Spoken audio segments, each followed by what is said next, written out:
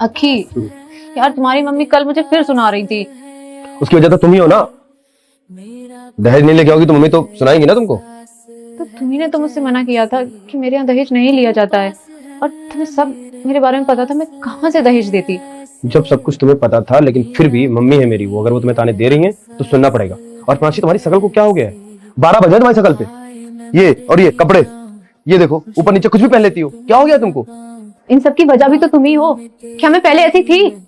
नहीं, तुम मेरी कभी बात ही नहीं सुनते हो। क्या बात करो तुम्हारी? कोई बात भी तुम्हारी ढंग की होनी चाहिए ना, फालतू की बकवास करती रहती हो। हाँ, तुम मेरी बात नहीं सुनते हो। क्या करते हो तुम?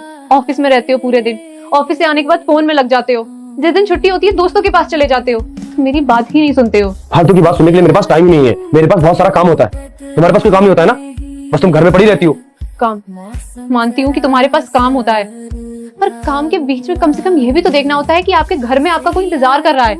ऑफिस से आने के बाद तुम फोन में लग जाते हो, छुट्टी वाले दिन अपने दोस्तों के पास चले जाते हो। मेरे लिए तुम्हारी जिंदगी में टाइम कहाँ है? सिर्फ इतना टाइम है तुम्हारे पास कि खाना दे दो, खाना लगा दो, वॉलेट दे दो, बेल्ट दे दो। क्या तुम मुझे इस घर में इसीलिए लेकर आए थे?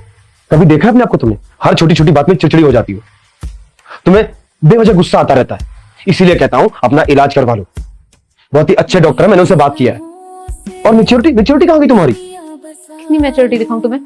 और चिड़चिड़ापन क्यों नहीं आएगा? ना तो तुम मेरी बात सुनते हो, ना ही समझते हो।